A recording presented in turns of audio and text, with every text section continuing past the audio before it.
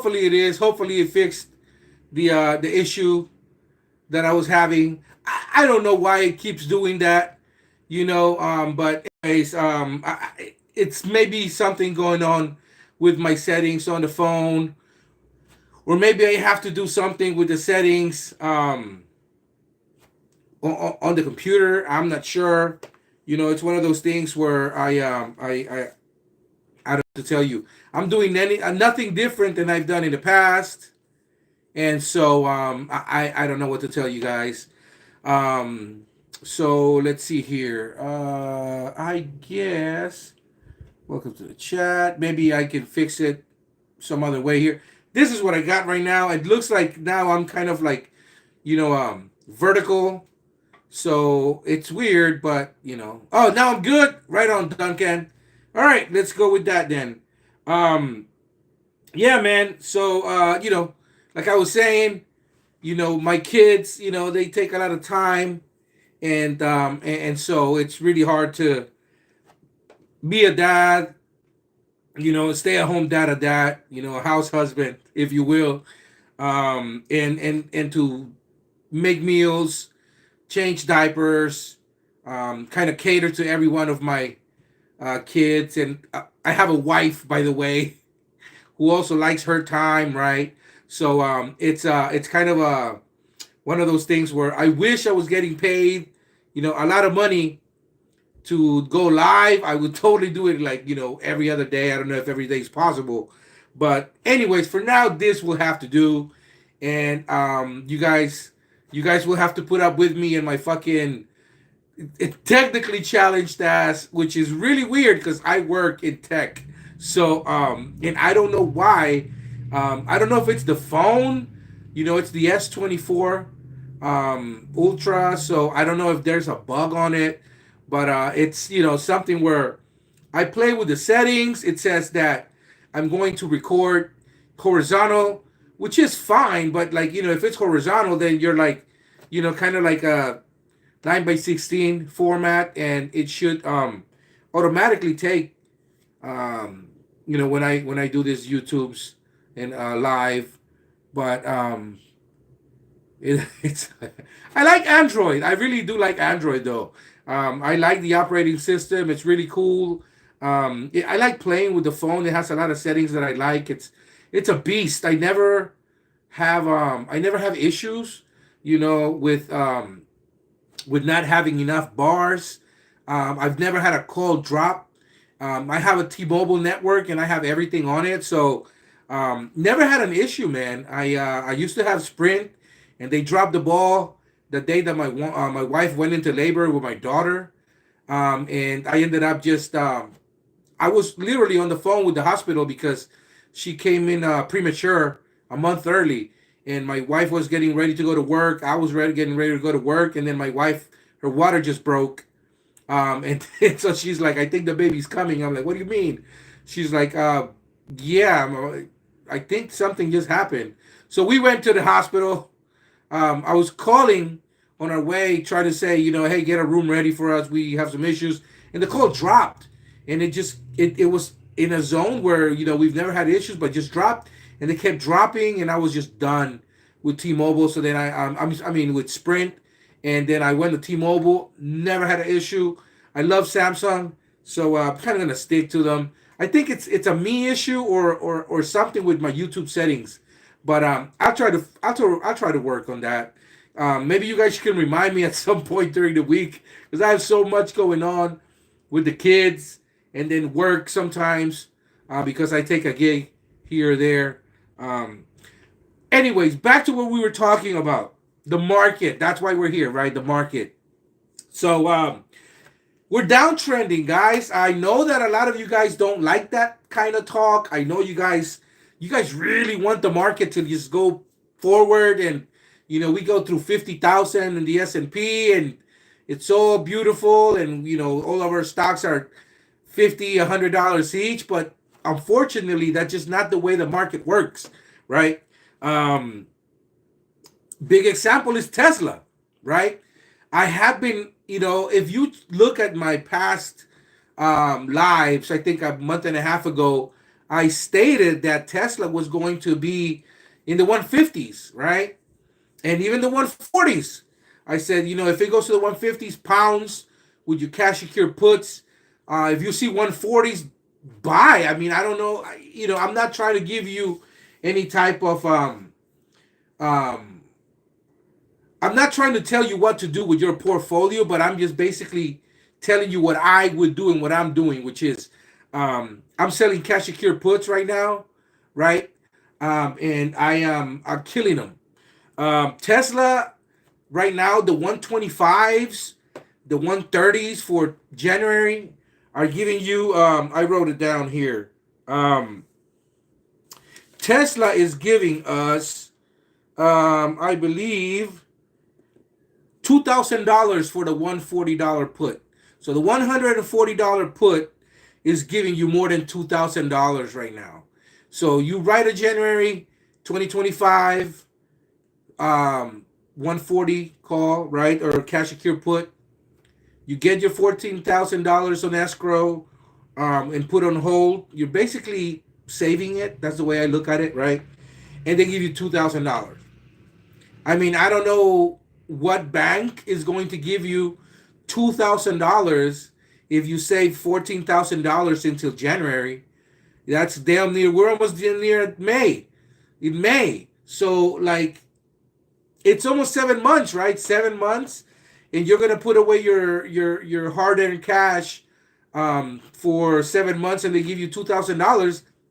Who's gonna give you $2,000 for $14,000? I mean, nobody.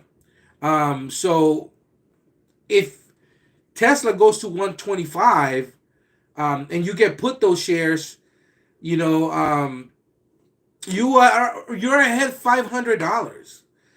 So you're good until it goes to 120. And even then, if you get, put those shares, you just bought Tesla for $125, which means you're gonna go and you're gonna write 130s, 135s for 4 months out and try to get a lot of premium. So that's how you start chipping away, and that's how I do it. Different people take different approaches. Some people sell weeklies. Some people sell bi-weeklies, monthlies. I like to take a big chunk because I like to buy, especially if it's in a down market like right now. Let's say, security's $10. I sell, for 12, in 2025, if they're giving me $2, $3, I take those $3 and I buy 20, 25 shares right now. So that brings my average down. And when I sell, I make more money per share. And then now I can, start a new position, which is bringing down my cost. And then I could start, to add more shares so that I can sell another covered call. This time, the average has gone down, so I'm going to make more money in the back end, right? So that's one way to see it. But again, yes, Tesla. I mentioned it was downtrending, 6 weeks ago and maybe a couple of months ago, and people were really on me like, it's already dipped under 200. I think it ran from 160 to like 180, and then people were like, "See, you were wrong." Look, so one day or 1 week doesn't a trend make, and that's one thing people have to understand. A trend is many weeks or months, right? And once you've established, a few months of trend, then you can see kind of a little more where the stock is going. But you can't make a trend in a month. I mean, I don't. Some people like to do that, and they're like, "Oh, well, look at that 48 hour, or look at that, the 5 day, 10 day, and that's not what I do. I mean, I can, and I do know what it means. I can read it. I don't trust it because it's not a trend. You have to take account of what the overall market feel is, right? So if you are in a bear market, which we are in right now, and I've been saying it, we are in a bear market. The only reason that the S&P is being held up is because of the handful of companies that took advantage of the artificial intelligence run. But that's not that many. And those companies are big companies. So people were shifting money away from um, treasuries to go into Microsoft and Meta and Amazon, Google, Nvidia, right? And look at what's happening now. Um, I had a friend who from work said, I'm gonna make I'm gonna start a position on Nvidia, right? And I said, are you gonna sell some puts? Because that's kind of an expensive stock. I mean, do you have that much cash? And he said, no, I'm gonna wait until it gets to 1,000, um, and then I'm gonna buy a few because that means it's going up. How does that work? How do you? And this is what I don't understand.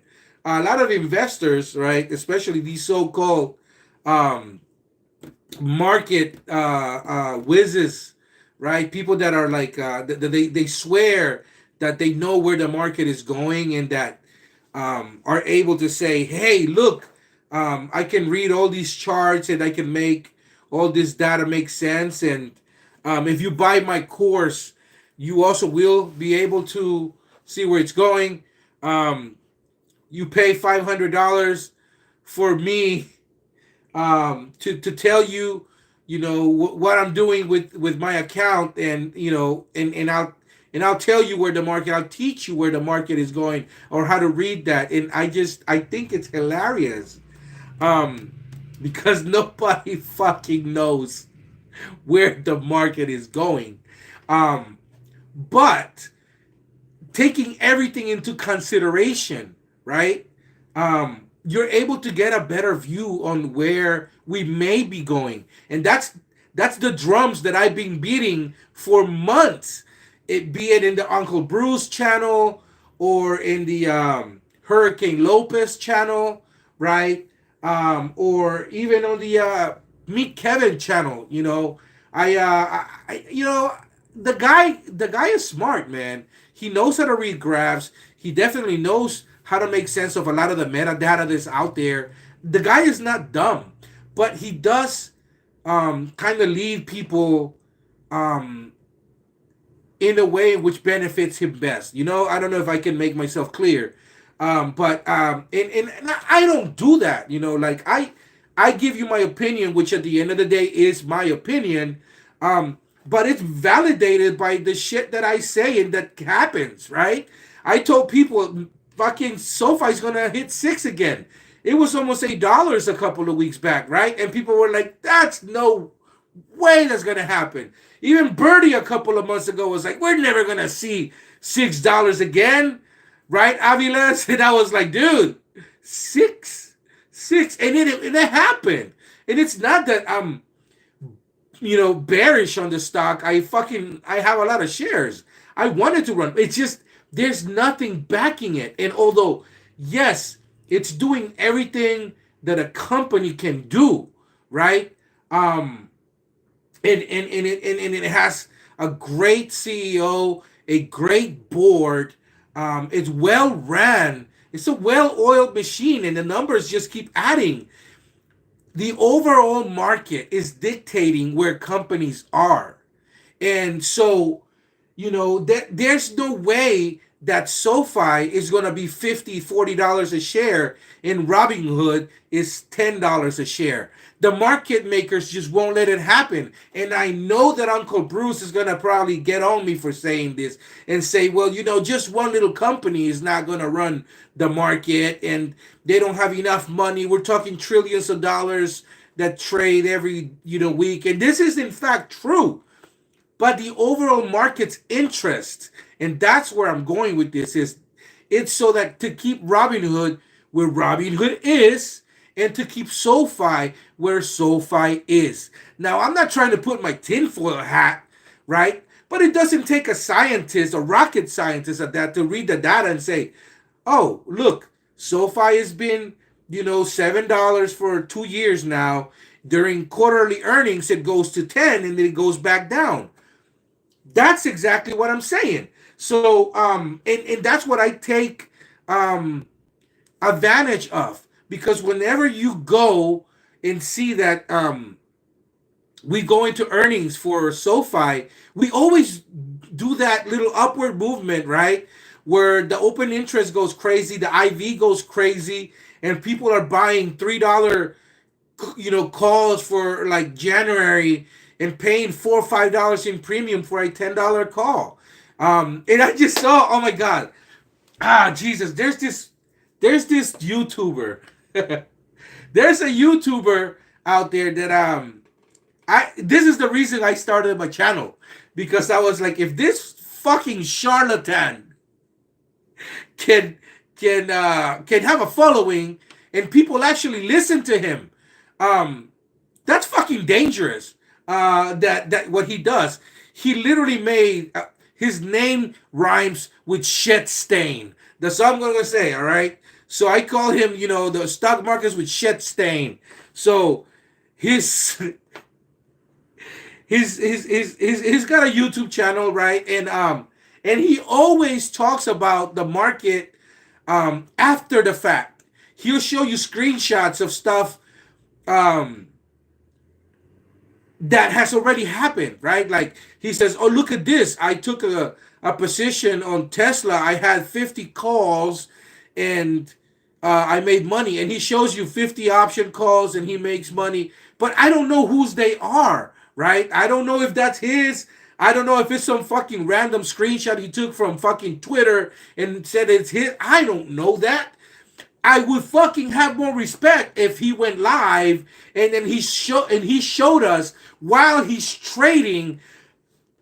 Look, guys, and this is one thing the fucking what is it, TJ the Wheel does, and I fucking respect him for it. Although he's fucking he's misinformed about a lot of stuff, but I fucking like the guy because he fucking shows you exactly where he's going with it, and he's like, look, this is my trade, this is where I'm at, and this is where my stock portfolio is. And I fucking respect that because he puts his money where his mouth is, and he's showing us, he doesn't just bask on the fucking wins. He shows you the losses. And that's why this guy that fucking his name rhymes with shit stain, that I think it's hilarious. But to go back to SoFi, he just made a video yesterday where he's literally telling people to buy calls on SoFi for January 2025. And I love it. And I love it because guess who they're going to be buying those calls from? Myself. And a few of you esteemed gentlemen and gentle ladies watching me right now, because that's how we're gonna make our bread. And so anyways, I thought it was hilarious because he's seen the little upwards trend, he's seen the implied volatility, and he's seen like the open interest, and he's like, oh, I'm gonna make money. He's saying he's gonna buy 100 option calls for the $10 strike on SoFi for January. And he's already said, if I go down 20-30%, it's not the end of the world. But it's like, come on, you're telling people who really don't know how to navigate the market and what they're doing to buy 5 calls, right? And then they lose their money. Because that's what we as option sellers thrive on, is the dummies, the gamblers that are out there like just wishing something happens and that the market goes up and they can make a few bucks. But what we take into consideration, and they don't, is the greed factor. We're greedy by nature, humans are, right? And so they're not going to jump out when it's plus 10, plus 15, plus 20%, because there's always going to be someone that wants more, right?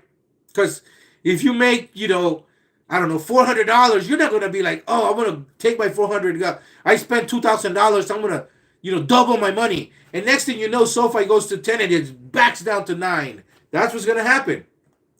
And then they lose fucking, 20% of their money. And they're like, oh, I'm just going to wait for it to go back, to 9. And then I'm going to get out with like, a couple of $100. And it goes back down even more. And the next thing you know that that Ivy crush starts happening, and next thing you know, they've lost 50, 60% of their money, and they'll hold because now they're waiting for another quarter earnings, right? Because they still have one more quarter earning. But by then, um, the time has constricted to the point where a $2 or $3 call is now going to be $1.50, and they're minus 50%, right? And they're going to wait, and they're going to see that they're going to like maybe make, they may get out with a minus 30, -% minus 40% ratio, but still they lost. And that's the point I'm trying to make. And let's not be those let's not be those guys, man. Let's let's sell cover calls and stay in our lane. And I just think it's um, irresponsible if that for someone to tell people to buy 100, calls of SoFi, because we don't know what's gonna do. I bought $8 calls out to August. Uh-oh. You're the one. All right, good job, Birdie. Let's go. Option sellers love them gamblers. Yes, we do. Yes, right, Mr. Poto. What's up, homie? What's up, Hybrid Duncan? I got some $10 January SoFi cash secure puts. Cash secure puts is different. Those are different. I'm not talking cover call. I'm not talking call. I'm not talking cash secure put. I'm talking calls here. So is Nvidia going up? I don't know. I do know that I said it was going to go to 700 when Uncle Bruce was on Friday, I think, and it had an uptick. It was like a 790 or something, and I said, Nvidia's going to 700. There's just too much weakness. And he was like, I think it was minute 149 or something like that. But anyway, so it's on wax. You could see it. You could go back and look at what I've said, and you can hold my feet to the fire. If I'm wrong, then fucking I'm wrong. But I'll admit it. For the most part, and this is one thing that you guys have to understand. You're in the market long enough. You're not gonna hit 100. It's just not gonna happen. Not everybody's fucking birdie, right?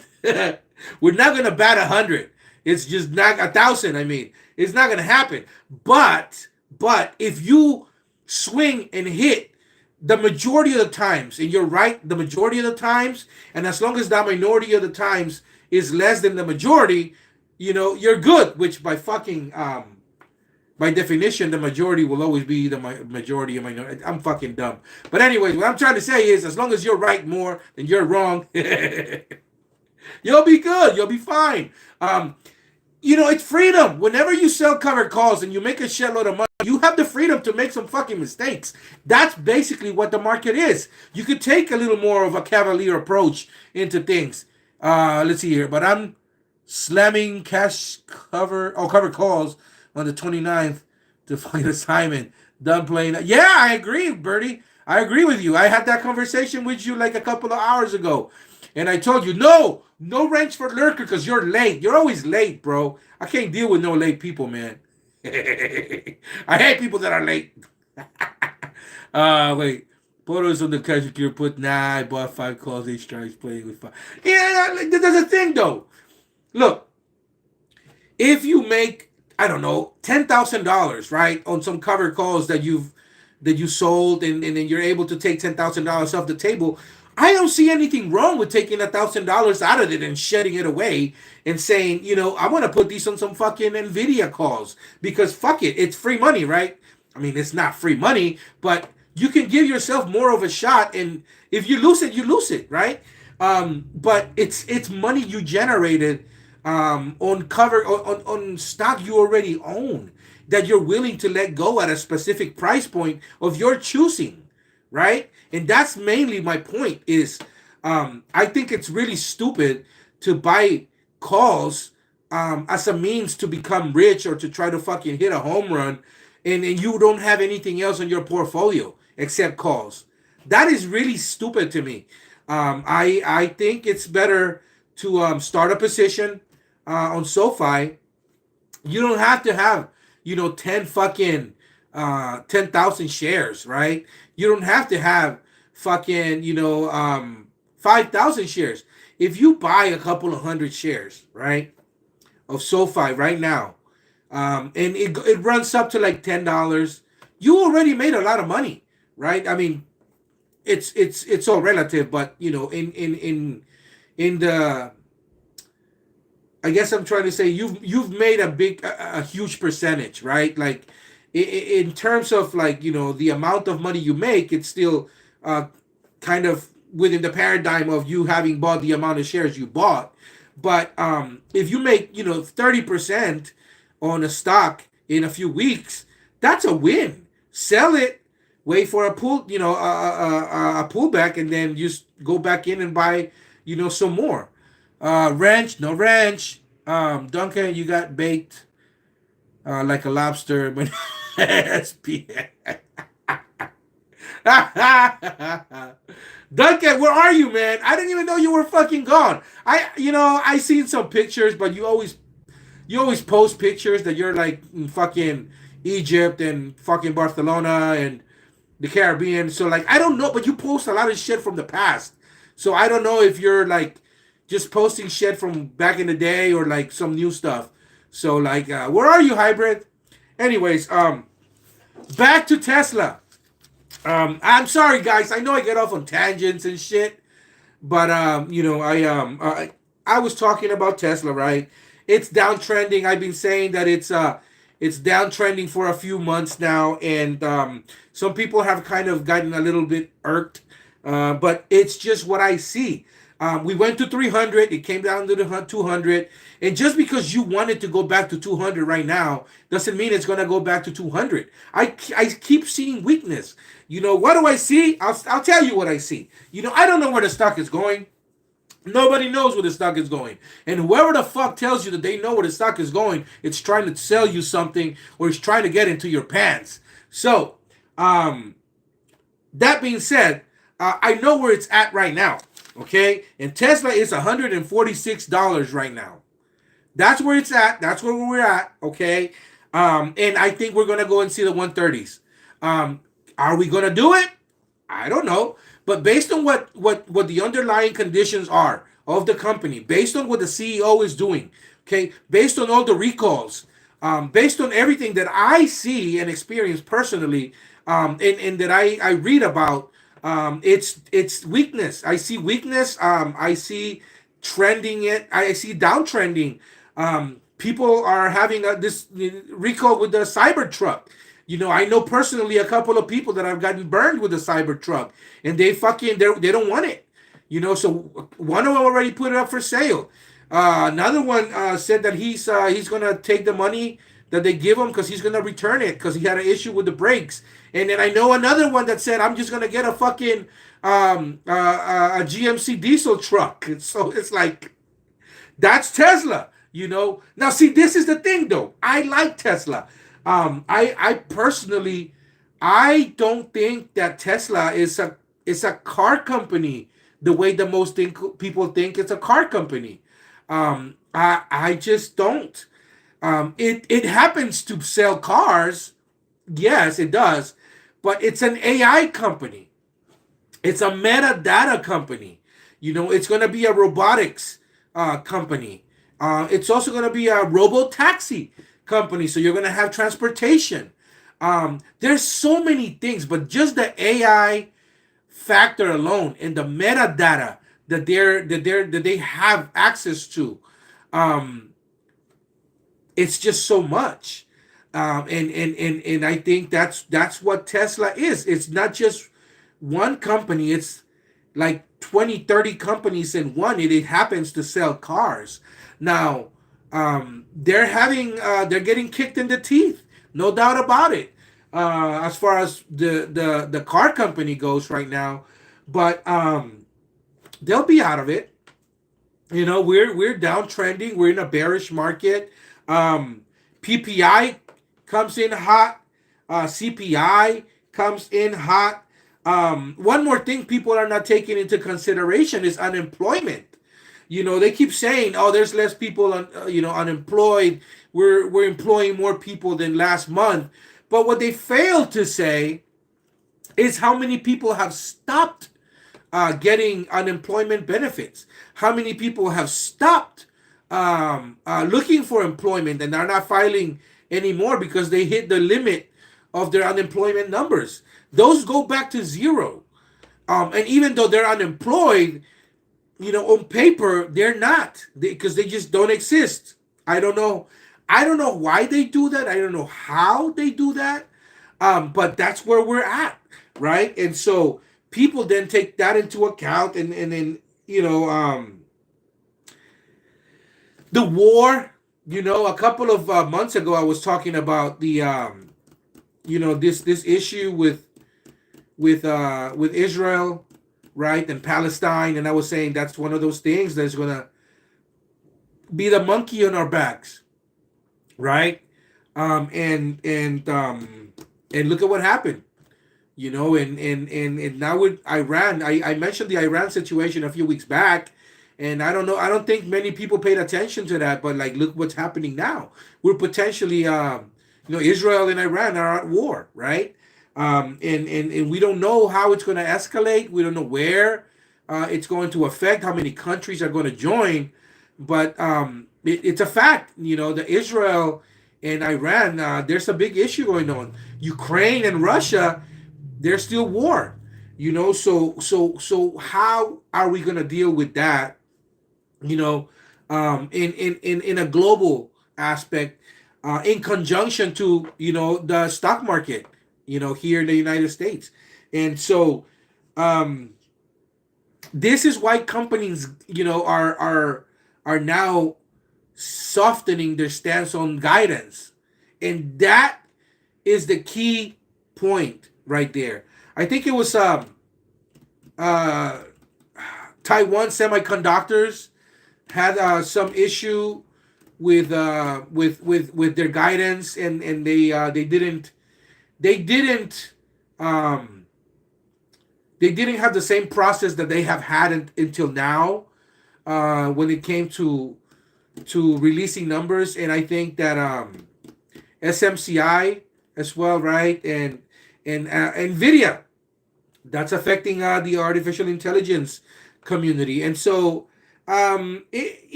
we're downtrending, guys. We're downtrending at this point, and I think that you would be best served if you started taking a more of a defensive approach, right? And that's what covered calls are. You're basically covering your ass, right? And I did that. I think on Thursday, I basically during the Uncle Bruce show, I mentioned that I'm selling cover calls on everything, and I did. Let me get a drink of water because it's kind of hot today. But yeah, Tesla. Sell some 125 cover call, or cash secure puts. Take in $1,500. I think that's what you're getting right now for a 125 cash secure put, right? So you're basically buying Tesla at 110. I don't know what their numbers are gonna be. I think they're gonna be weak, and at this point, I'm obviously, I'm guessing, right? I mean, that's the gist of it, is that nobody knows until we all know, right?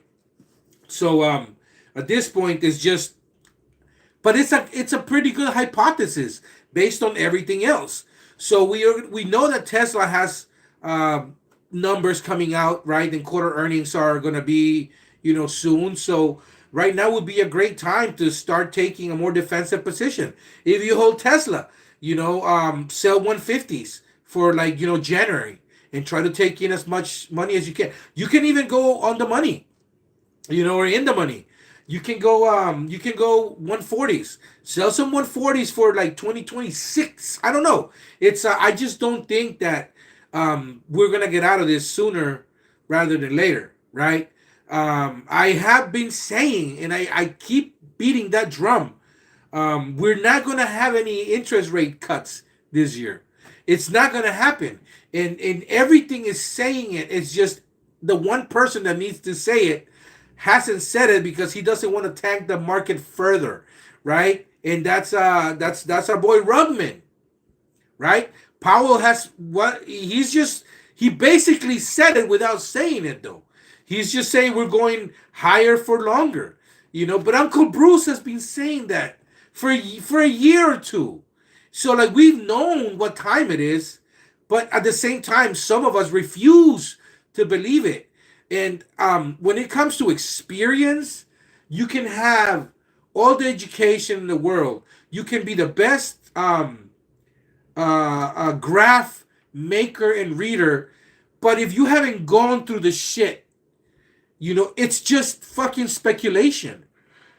That's where Uncle Bruce has way more experience than a lot of people, and that's why I respect him so much because he's able to explain in plain English where we are going, where we've been going for the past 2 years, and I have definitely paid attention.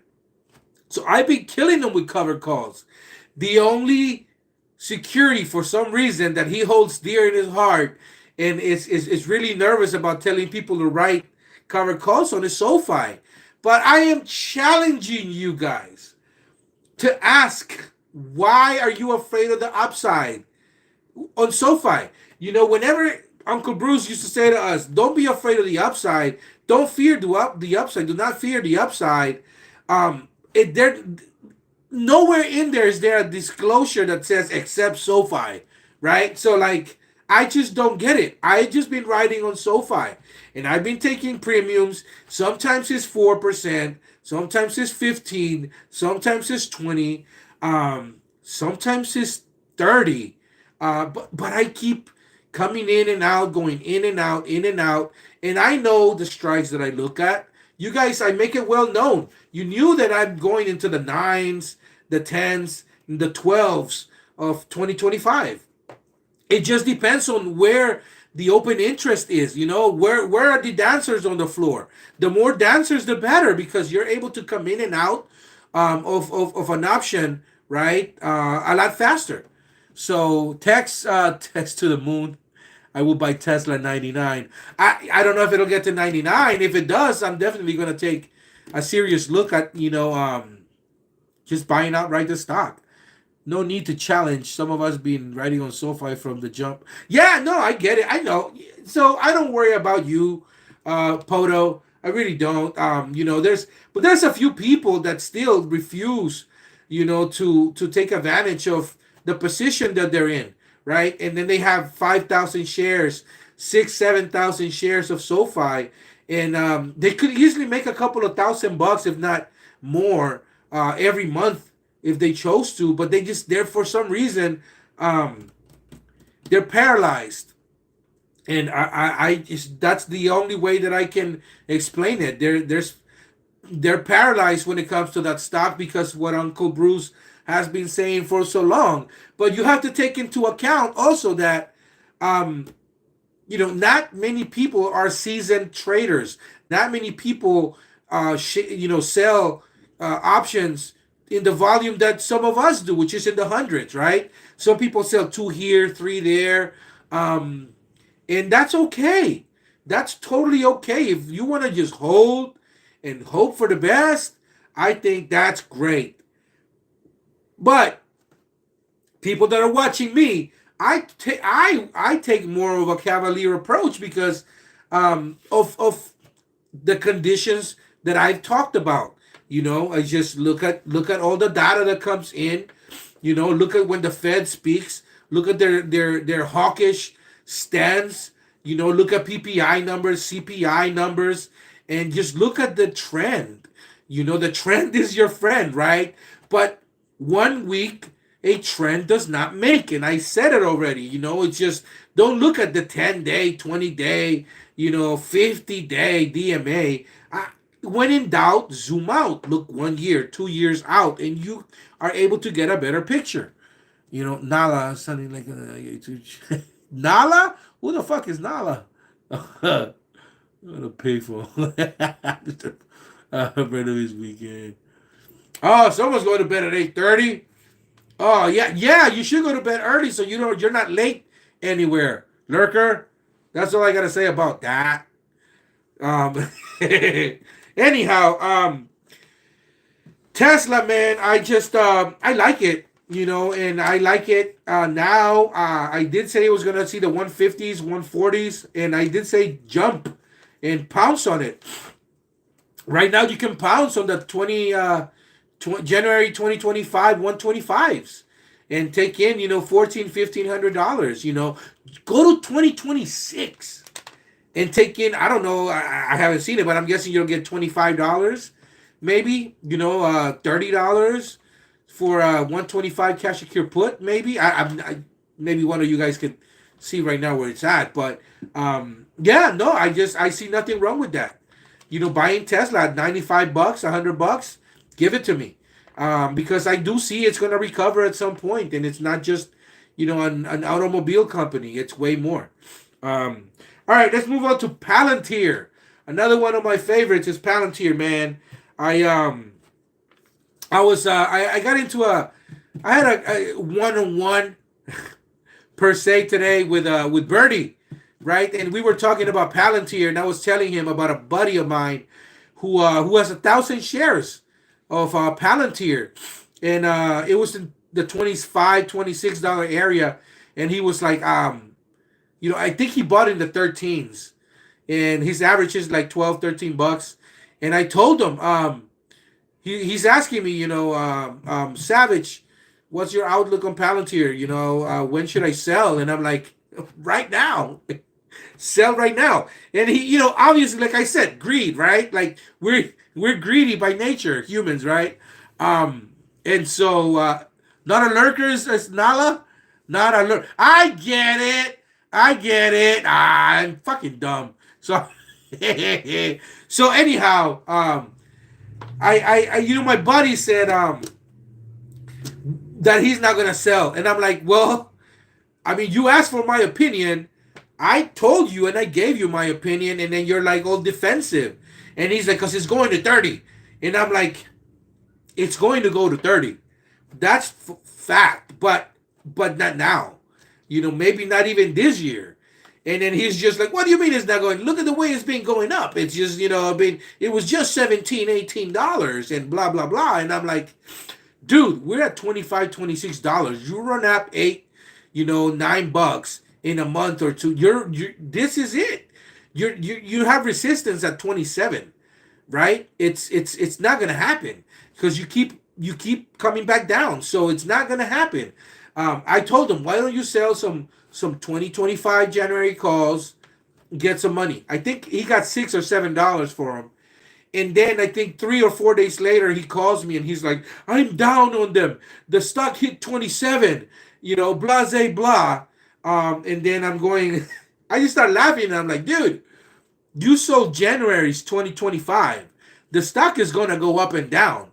What you're counting on is the volatility factor, but you're also counting on time. Time is your ally. Just relax. And he's like, all right, I'll relax. I'm like, just give it a couple of months, right? He calls me the next Monday and he says, I lost $800, bro. I'm like, how the fuck you lose $800? You just made like fucking $8,000, $6,000 or something last week, like on Monday. Like what happened? And he said, well, I was under on those Palantir calls and I had to buy them back because I'm not gonna lose my shares. And I start laughing. And then I'm like, bro, what the fuck is wrong with you? I literally told you not to do anything. I said, dude, you have $6,000-$7,000 in your pockets, right? Take your wife out for a nice dinner. That's your money now. He sold $30 cover calls. So Palantir's 30s, and he took a nice little chunk of change. Or 25s. The point is that he's going to make money. And he took a big fucking chunk. And I'm like, dude, take your wife to a nice dinner. And when she asks, why are we spending $500, $400 on a dinner? You say, because I was able to make money on my calls. And then she'll say, you sold your stock. And then you're going to say, no, I promised to sell my stock for more than it is worth in the future. And do you honestly think your wife is not going to love that shit? And I told him, Buy a $200 bottle of wine. Go to a nice restaurant and have her dress up and pick her up in a nice limo, or have a nice, Uber Black pick you guys up and drive you guys around and stuff. It's stuff that I used to do with my wife before we had kids. And no, he didn't do that. Okay? He decided to lose $800 by buying back his fucking Palantir calls. Look at where Palantir is at now. Palantir is $20 right now. And I texted him on Friday morning and I said, dude, I told you Palantir was going to $20. I told you to fucking wait. You would have made a fucking killing if you would have just bought back this morning. And that's it. He got on the phone and he was angry at me, saying, man, you should have definitely told me, like, to fucking buckle down and to, like, I'm not going to force anyone on what to do with their portfolio. I trust me. I give a fuck about me. And as long as I know what I'm doing, if you want to listen to me and you want to kind of have a better outlook on what the positions that I have, and if you want to listen to some of the information that I have, that that's great. At no point will I ever force you. At no point will I ever say, dude, you guys have to do this. I can only give you information, right? But it's based on all the factual data that I have, and some experience, underlying conditions, and psychology of the market. And that's why we're here. We're here to make money. Now, it's your money at the end of the day. And don't let me or anybody else's, don't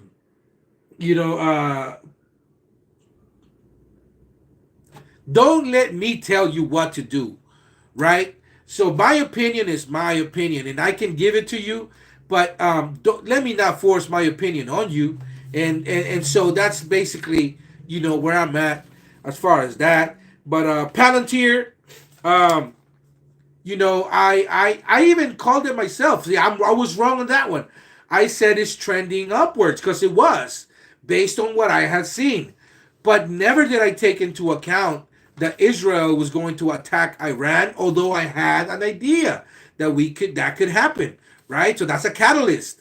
So and look at what happened. I think last time that I talked about Palantir was 2 weeks ago. I did say it was uptrending, and I did say some $20 cash secure puts were going to be key there.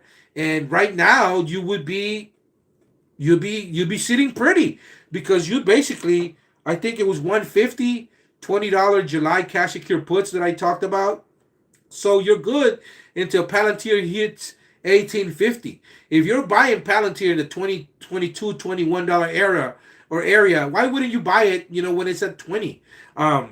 Right now, you can buy it at 20. Buy it at market. Sell some cash secure puts, sell some 20s. Sell some $18 cash secure puts for July, August. Go as far as January. And try to start a position on it. Why not? It's a really good company, and I like it. I've made no qualms about me liking AI more than Palantir. But Palantir is a very good company, which is why I took a position on it.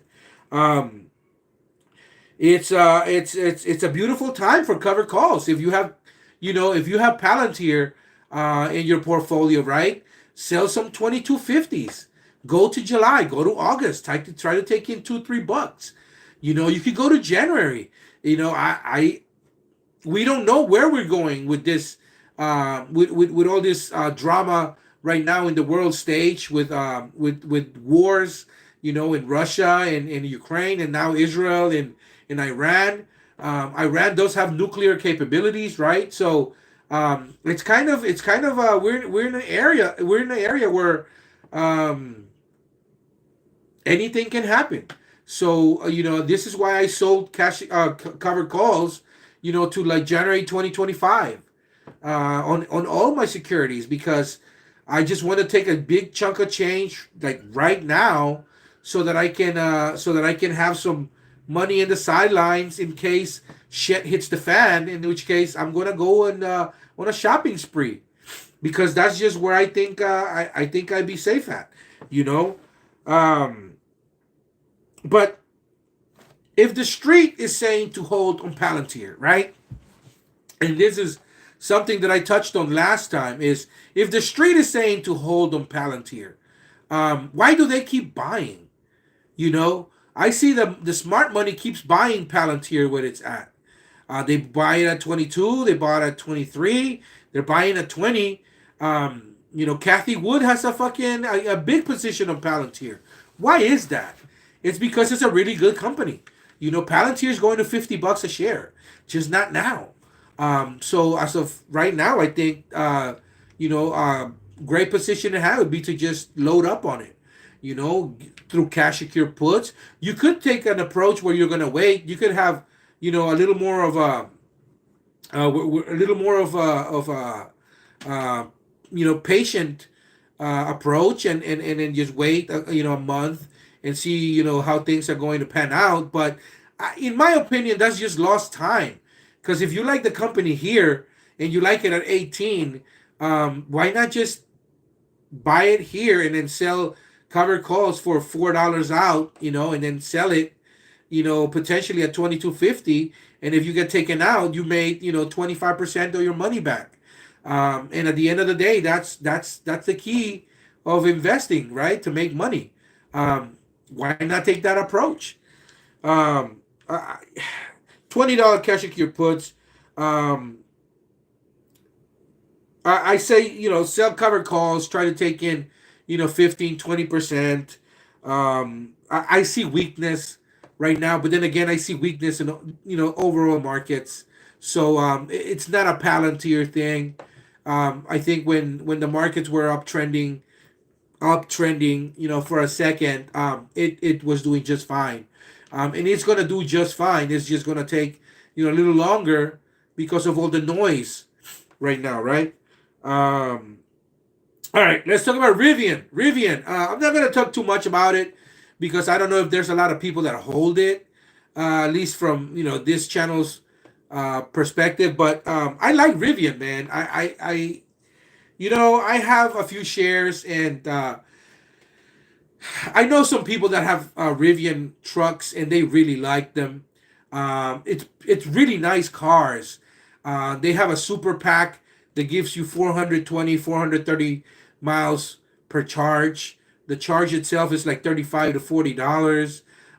The key point for Rivian is that they inked out a contract with Tesla, and they're going to be able to use the Tesla infrastructure to charge their cars, right? To charge the battery, and that was the selling point for me.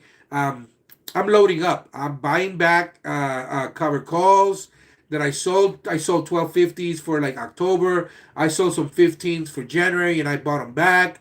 At this point, you know, I think I have two or three more calls out there that are like in the 50, 60% range. Probably going to buy them back Monday. We'll see where we're at. And I'm just going to keep, you know, averaging down at this point because my average is like 12. So I'm going to average down, and then see, you know, where my average ends up. If I'm in the tens, I'm going to sell 1250s for like, you know, 2026, maybe 20, maybe not 2026, but 2025 January, right? Try to take in a couple of bucks and start playing the game, because I mean that's I've already made, you know, I think a nice chunk of change, because I went from tens to 1250s to 15s to 20s to 25s on Rivian, and then I made a nice amount of premium. I think the premium I've made is probably more than what the stock cost me at this point. So I'm just gonna write it out, and I'm gonna just keep averaging down, and then we'll go from there.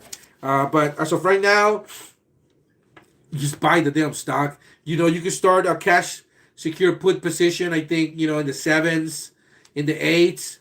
You know, and go to like, you know, October, August. Try to get a nice, you know, 10, 15%, if not 20%.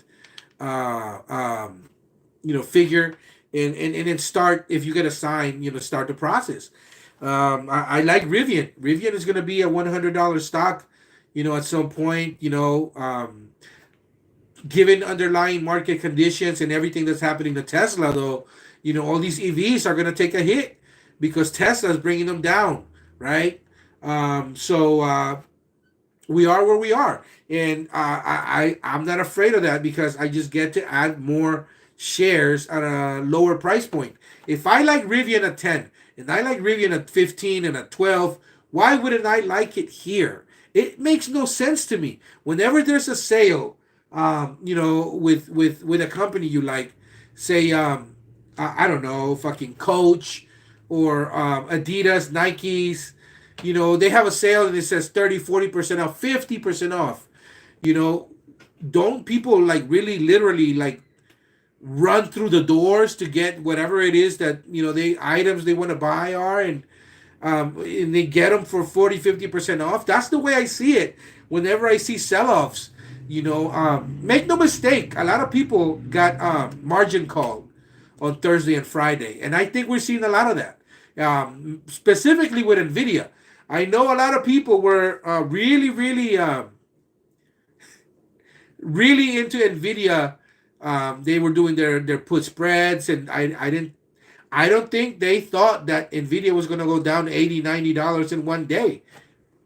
Poof, it did. I did call NVIDIA was going to get to see the 700s. I even said we may see the 600s. Like it's not so far fetched now. But NVIDIA is still NVIDIA, and it's going to go to $1,000.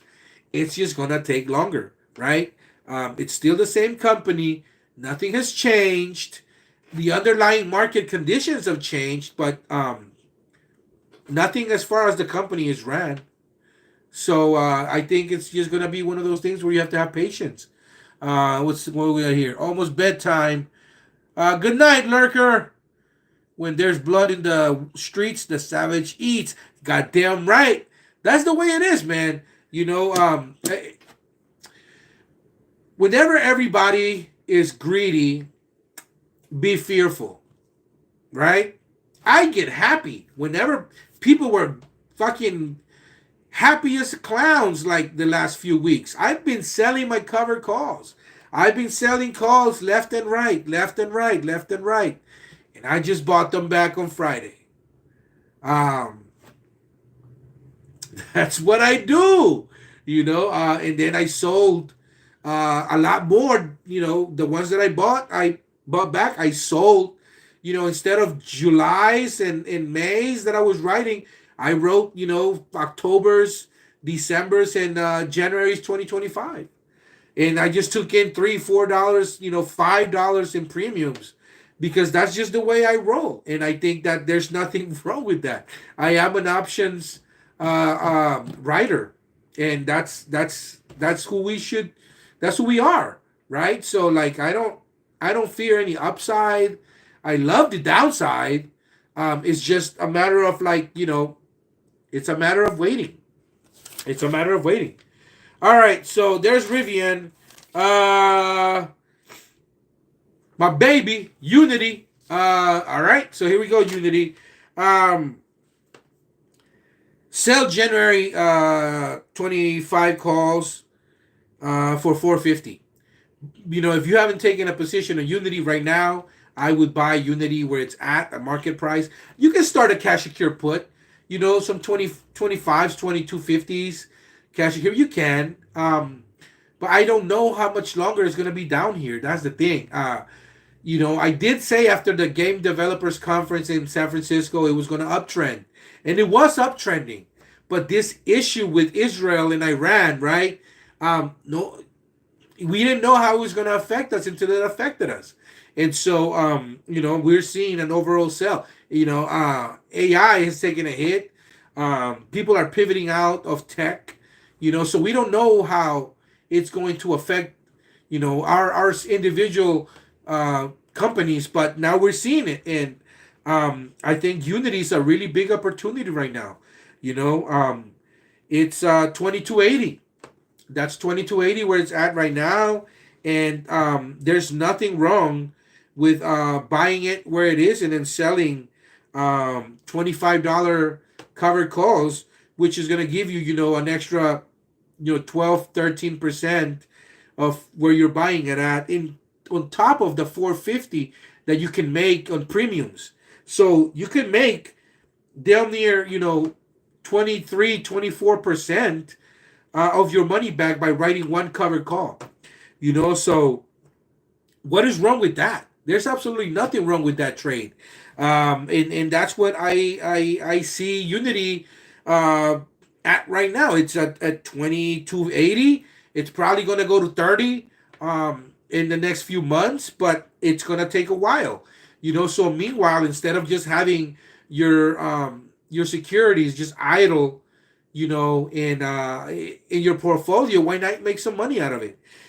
Sell some $25 covered calls, and in October, November, if we're still, in the same area, great, you're making a killing. And if it's at 27, 28 bucks, wait till November, December, and roll them to 30s, and see where you're at then. Don't be afraid to roll, because that's one of the greatest fucking tools that we have as option writers, is just rolling them out and taking some premium while at it. I was happy as a flying shit the last few weeks, because I've been rolling all of these Unities and all of these AIs, and I think I rolled AIs to 37.50 in 2026. And I had like $14 in premium for some of those AIs, and those are now down to like $4 or like three something. And I'm gonna wait. Those 37.50s. Fuck it, I may buy them back next week. We'll see where we're at. I'm trying to buy them back for under $3. And if I buy them back for the $3, then I'm just gonna sell $25 covered calls for 2025, and then take in that premium. It's whatever to me, it's just there's not enough time in the day, as a stay-at-home dad. It's really hard to pay, close attention to the market, and then deal with my portfolios and my wife's portfolios, in different brokers that we use, right? And I have a 2-year-old that requires a lot of attention. I have a 5-year-old, and a 9-year-old in school. But just because they're not at home doesn't mean that I don't have to get their food ready, and kind of clean the house and make lunch, get dinner ready for when the wife gets home. I'm a house husband. What can I say? And so the market sometimes takes a back seat. Sometimes I'll be in the middle of a trade, and my 2-year-old literally will come up to me and say, "Daddy, poo poo."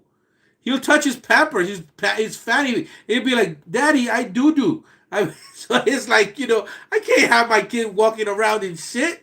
So like, I'll stop trading and be like, "All right, Papa, come on, let's go change you." And sometimes he just starts crying for no reason.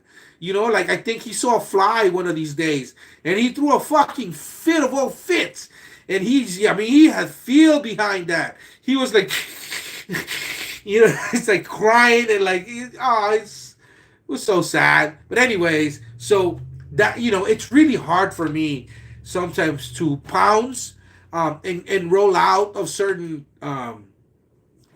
contracts, because I'll be in the middle of it and something happens. I wish I had all the time in the world, but I don't, and I have to deal with work, and I have to deal with, contracts, and just a lot of stuff, some medical stuff with the kids sometimes, and that takes precedence. Their school, I got to talk to the teachers. I like to be very involved in my kids' lives. I'm not a helicopter parent by any means, but I do like to be there, for them. So my trading suffers, but it doesn't suffer as much because I do like to cover myself, right? You see what I did there? Anyways, yeah, man. Unity, get $4 or $5, for those covered calls that you sell. It's at 2280. I think that's a great position. We may see 21 something. We may see 22.05, but I just we are at 2280. You know, I don't see it getting below 20 at all. It's just not, you know, but again, I can be wrong. I see nothing wrong with taking a position where we are right now and selling 25s, like I said, for January, taking in 450 to $5, you know, in premiums, and then using that premium to buy some SoFi. You know, let's see, UiPath. I don't, you know, not many of you have. I think one or two people have asked me about UiPath. And it's at 1862. I have a position on it, but you know, I sold some cash, some covered calls for 2025, and I took a big chunk of change. These were 25s. I bought them back. I'm probably gonna sell some 20s, and I'm gonna try to ask for, you know, 375 to $4. If you guys haven't taken a position on UiPath, I suggest you have a look see.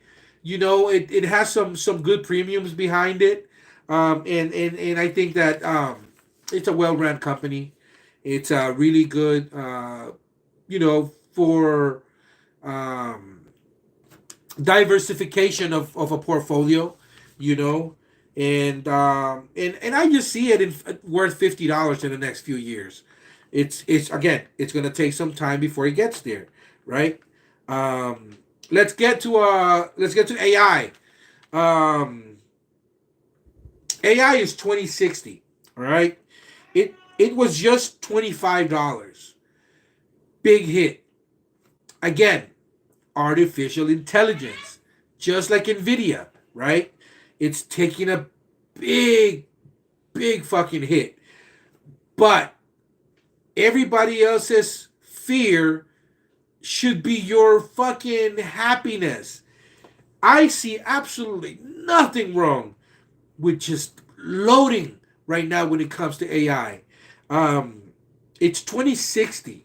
Sell some cash secure puts, some 20s for, you know, for July, for August, for October. Try to take in a big chunk. Again, we don't know how long this whole pullback is going to last. We do know where it's at. But if you were to like buy AI where it's at right now, sell some 25 calls. You know, say some $25 strikes, try to take in $3-4 or more per contract, and start making money. Start, you know, opening a position. It's heavily shorted, man. It's heavily shorted, and I keep hearing people get so bullish on SoFi, you know, and I like SoFi, right? But it's just the amount of bullishness does not justify it, you know, where it's at. It's just I don't know how to explain it. SoFi is not even that heavily shorted right now. You know, in relativity to AI, AI is shorted 35% right now. AI is primed for a squeeze. Oh, Rivian is primed for a squeeze too, heavily shorted. You know, so I personally am leaving 200 or 300 shares on the side. I will sell all these covered calls, but I'm leaving 200 or 300 shares just chilling in the corner in case of a possible squeeze. Because AI could go to 100, AI could go to 50, like that. You know, Rivian could go to 30 or 40, like that. That's how much shorting there is with these companies. But again, it's just my opinion. However, you can do your own research and see where it's at. Now, let's go to our last one of the day. All right, let's go out with a bang. Let's talk SoFi, baby. Let's talk SoFi. All right, if you guys want to ask any questions or you guys have something to say about SoFi, please go ahead and comment, because I'm really eager to hear what you guys have to say about SoFi. I, you know, Aunt Kathy keeps buying SoFi, man. You know, Kathy Wood keeps buying SoFi. I don't know what to tell you. But there's still divergence in the stock. The CTO did sell a few weeks ago. And although we know it was probably for tax purposes, the overall market, the overall, regular person out there that's buying some shares, they don't know that. They just know that the CTO just sold a shitload of stock and it looks bad. It's optics, right? Um, it's 7.10.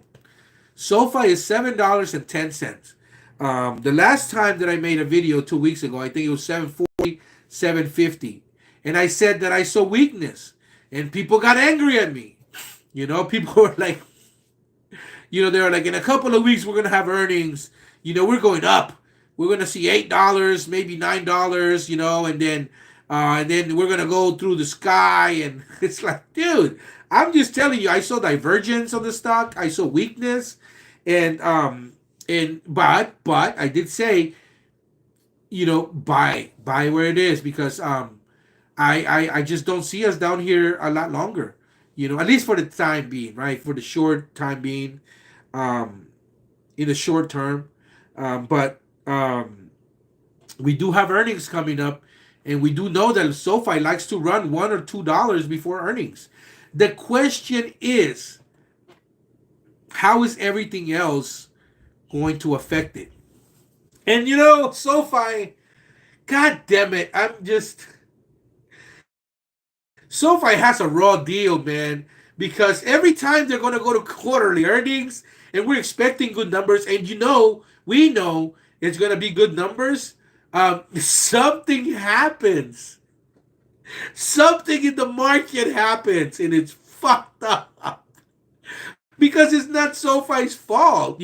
SoFi is a very well ran company. SoFi, great CEO, great board of directors. It's just a great company, man. Um, there's nothing wrong with SoFi, but the market keeps tanking, so it just takes SoFi with it. It's like, I feel so bad for SoFi. It is just like, if my average wasn't in the eight, I would cry. If I was in the tens or 11s or 12s, I would cry because it's sad. But that being said, SoFi January 2026 cash secure puts $3. Let me repeat that. A $7 fucking stock. You can get damn near 50% of your money right now. SoFi is 7.10, and it's offering you $3 for a cash secure put for January 2026. I don't see anything wrong with that. So if I had $7,000, that I could spare,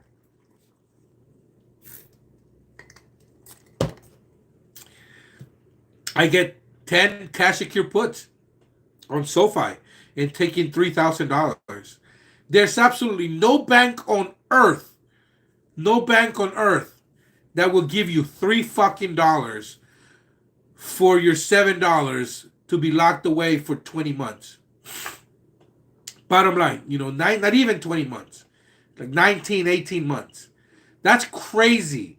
So, that's where I'm at with SoFi. It's one of those that it's one of my favorite companies. I see a lot of upside on it. Again, but market conditions are the ones that are dictating where it goes, right? So, I don't know, man. I just I feel really bad because it's such a good company. It's got such a bright future ahead of itself.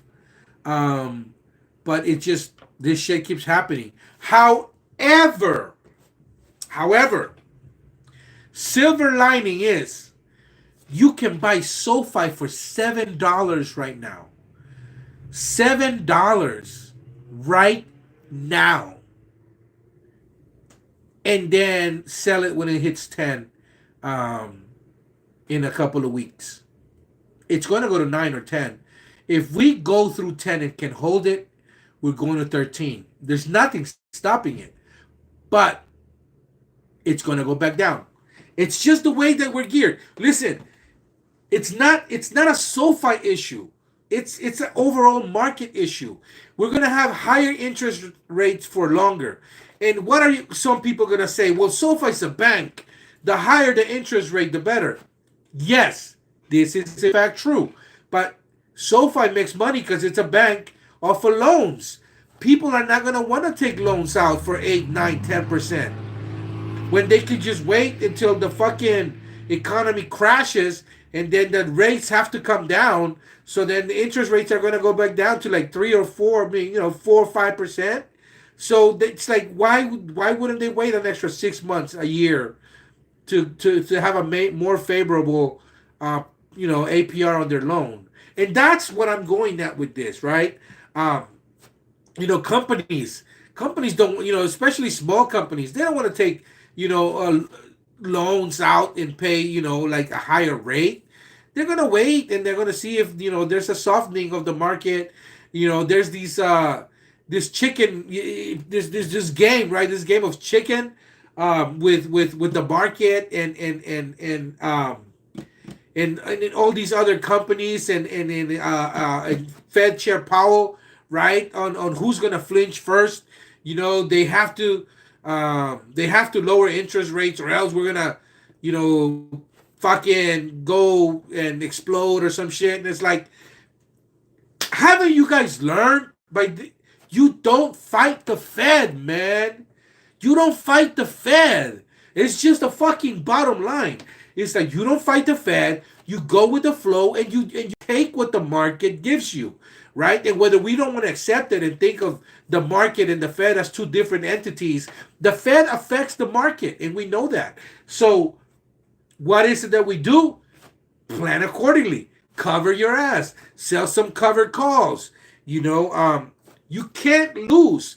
If you buy a security right now when it's weak at 20, and you get $5 to sell it at 25 in January, you just made $10 on $25. That's 40%. You buy a share of something for 20, and you say you're going to sell it for 25 and get $5. That's a $10 move on $25. No bank is going to give you 40%. No bank.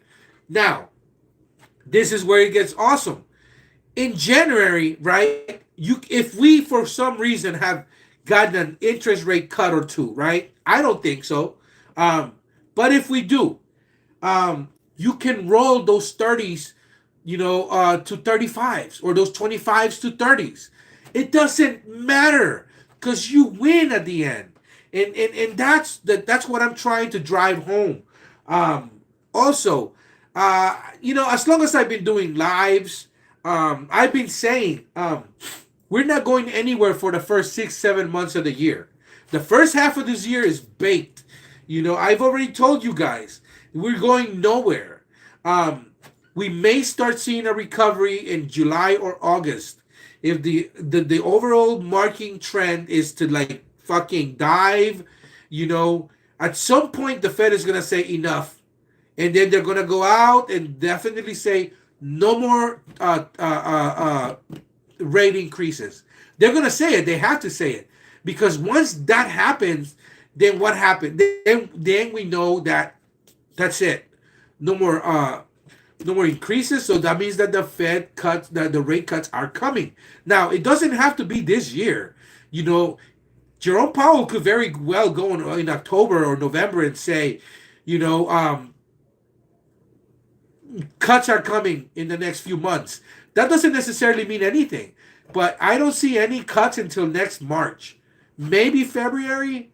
But he could be a peach, and to start the year off nicely, he could say we're gonna, cut rates, 25 basis points in January, and oh, buddy, when that happens, everything's gonna tank and go up. It's just the way it's gonna happen. So, my personal opinion. You don't have to take my personal opinion into account. It's my belief, man, and it's my opinion based on everything that I see. SoFi,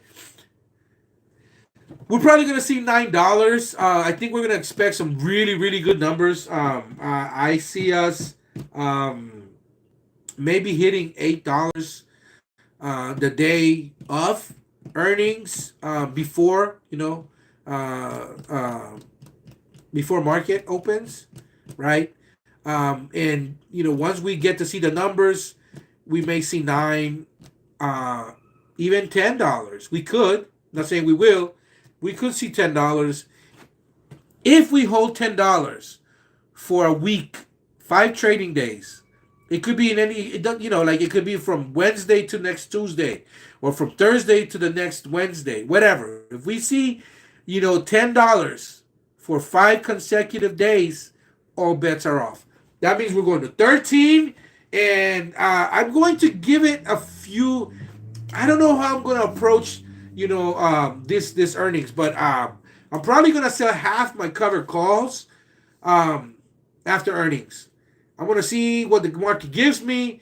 If we see $9, I may sell some $12 covered calls and try to get a couple of dollars for them.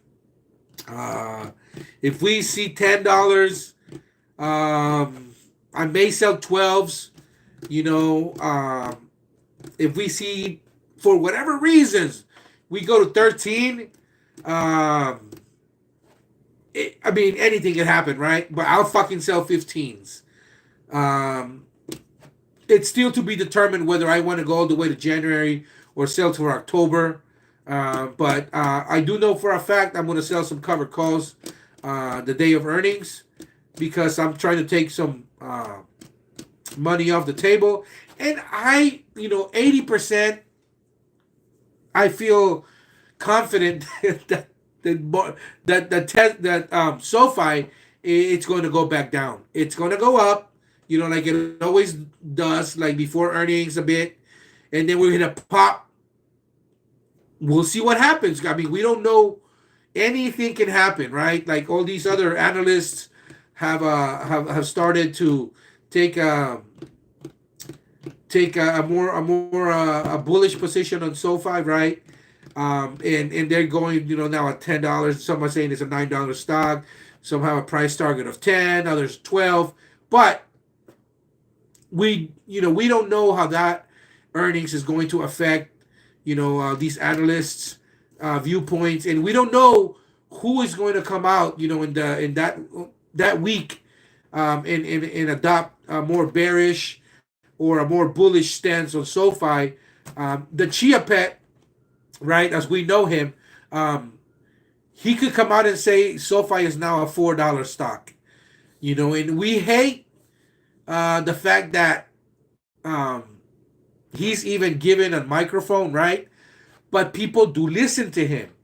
And so if the Chia Pet goes and says, I like SoFi at 4, some people will make their assessment based on what he sees, right? And so somebody else could have a price target of now 15, but after that they're like, well, maybe let me look at it again, and then say, well, it's maybe not 15, maybe it's 12. So we don't know, or maybe somebody could say instead of $3, it's worth $8, $10 now, and that's definitely bullish, right? We don't know. What we do know is that SoFi is $7.10 right now. What we do know is that SoFi is giving you $3, right, for a cash secured put of $7 cash secured puts for 2026. That for a fact we know right now. I say sell some $7 cash secured puts for 2026. Let SoFi go to 9, $10, 11, wherever it's gonna go. You're gonna make money. That day you can buy back your calls, your cash secured puts, and take some money off the table. Thank you very much for the free money, right? You can sell some covered calls, or you could get paralysis, like a lot of people with Uncle Bruce have done, and do nothing. You can wait and wish upon a star that it's going to go to 15 or 20, and that it's going to go to 30, like that stock goat guy, Kyle. I like the guy, man. I mean, he's been bullish on SoFi for years. I think he took too much of a position early on. He fucking emptied out his bank account and bought, like, I think fucking, I don't know, he had like 7,000 or 5,000 shares at $20 or some shit. And then now he's always angry. He's always angry, but it's like, why the fuck didn't you buy like a fucking $10,000, $20,000 when it was $4? When it was $5. That's the approach you gotta take. People get mad at me because I say, I like SoFi at 750, but I like it better at 7. And they're like, why the fuck did you buy? Why are you buying right now? It's like, no, because I think it's gonna go to 7. And they're like, well, why don't you wait for it to go to 6? Like, well, why don't you go fuck yourself? How about I do with my money whatever I want to do with my money? It's like if I like it at 7, I put my fucking stink bits at 691, 695, 699, whatever. Do I see weakness on SoFi right now? No, I don't. I've seen weakness for the past 2 months. I think it's starting to uptrend a little bit, and it's just what I see, right? People are starting to do the dance again, right? But again, 1 week or 2 weeks does not a trend make, right? So like I may have seen for the past 2 weeks that it's like starting to get a nice little uptick here and there, but then it's just gets back down, right? It gets fucking shut back down. I personally think people are gonna start, especially this week, before earnings, gonna start just definitely loading up on calls. Like that idiot guy, Shet Stain. He's telling people to buy 100, calls for SoFi for January. It's like, you're buying them from me. Thank you. I appreciate it. But I don't know. I don't know. Sell cover calls, guys. Don't buy calls. If you're going to buy a call, right? Don't buy 100. Buy 2 or 3. But make sure it's with cash secure put money. That's how you hedge, right? So, you don't really want to take a position of SoFi. Hey, look, I got $7,000. I'm gonna sell some cash secure puts for $7 cash secure puts for 2026. I'm gonna take in $3,000, and then those out of those $3,000, I'm gonna buy $1,000 worth of calls for SoFi for 2026 or 2025. Some $10 calls or something. Okay, I see that. But if you're like somebody starting out in the market and like all you have is $500, $700, I don't think you should be buying calls, man. I think you should be taking a position, as modest as it may be, on SoFi. It's $7 right now. Buy 100 shares. That's $710. If it goes to 9 or 10, you can sell at at 7, at 8, at 9, make 200, $300, and then wait for it to come back down again, and then instead of buying 100 like you did before, buy 130, and then like wait for it to go up. Sell one covered call, right, for like a couple of months out, take a little bit of that premium, buy a couple of more shares, and start that way. This is a marathon. This is not a sprint. And some people like to take that approach and they want to be rich right now, and I think that's where people get in trouble. I know some people that have fucking lost 50, 60, $70,000, and they're fucking desperate. They're like, I need a home run. I have $10,000 and I need to make those $70,000. I'm gonna buy some Nvidia calls for 1,000. And it's like, and they just lost their fucking money. That's not how you do it. That's not how you fucking do it at all. You have $10,000. Buy some fucking some AI, some Unity, some SoFi.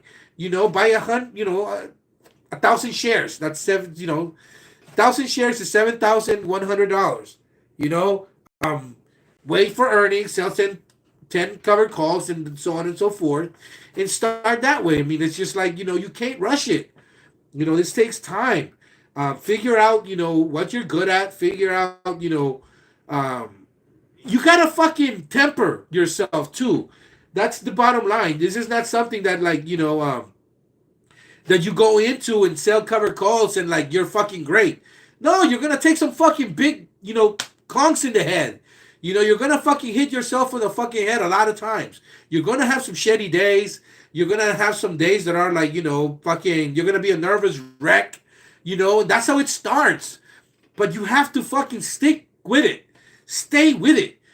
My daughter, she's a soccer player, and she had a tough game yesterday where the ref was an asshole, and I said some shit, and then the ref got angry at me, and he almost threw me out, and I was like, you're a piece of shit, because you're calling this game very unfairly. You're calling these teams, very unfairly, and it turns out that his buddy's daughter plays for the opposite team of what my daughter, is playing. So, anyways, so I gave him a piece of my mind, and it's like, you know, um, I told my daughter today when we were training, because I took her out to train, that sometimes you do everything right. Sometimes you work hard. Sometimes you're gonna do everything right. You're gonna have run the play the right way, and things are not gonna be fair. All right, you have no fucking power over that. Okay, when you have control over yourself, right, and how you're going through things. Okay, so be patient. Let things develop, and sometimes you're gonna fucking lose.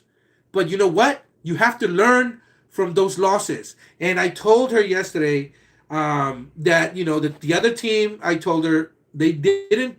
The girls played well. Okay, it's unfortunate that the other team had to have help because they could have been a very competitive game, and they would have both teams would have learned, right? But it just that's not the way it happened. However, today when we were training, she was really tired, and then she was just like, but what could I learn from yesterday, Daddy? Like, I did everything you asked.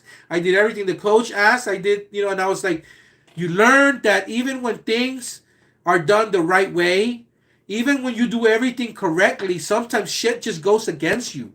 But you have to stick with it. And that's where I'm going to with this SoFi fucking rant. It's like, SoFi's doing what SoFi has to do. They're running a good company. The numbers are good. All the metrics are there, man. And it's frustrating, right? But you can't get angry at yourself. You can't get angry at the market.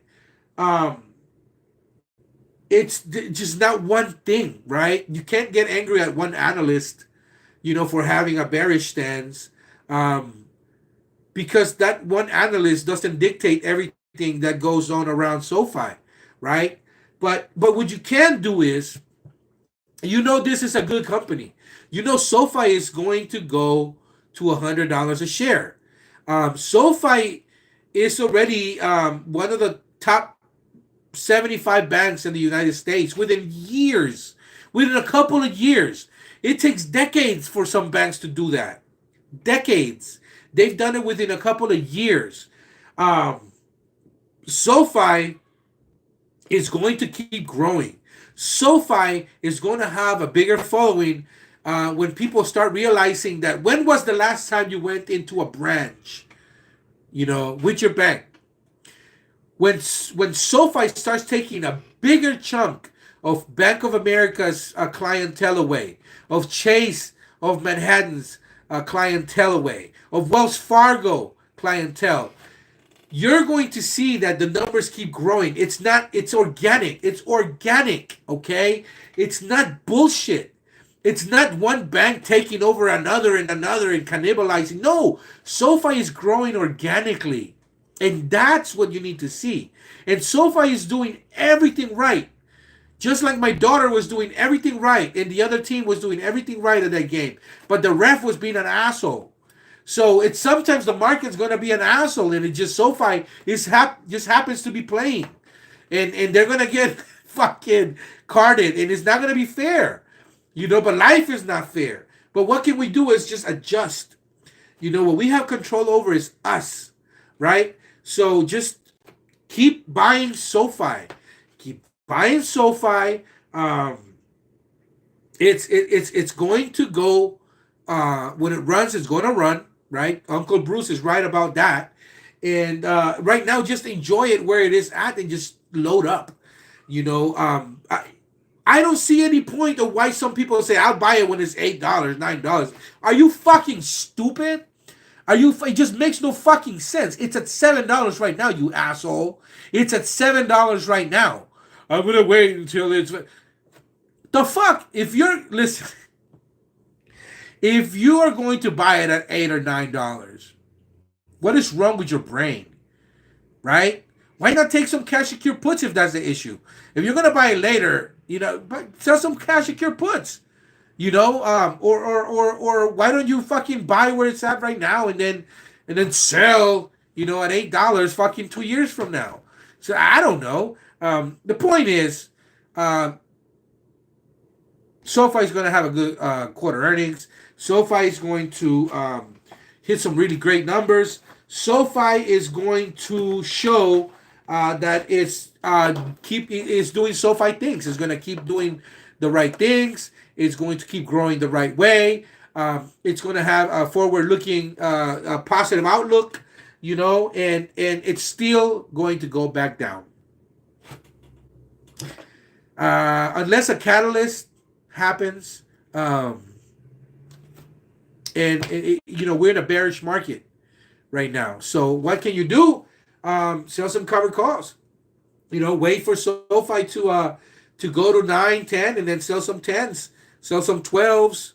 It's pick your poison. I mean, you pick the strike. Could be October's.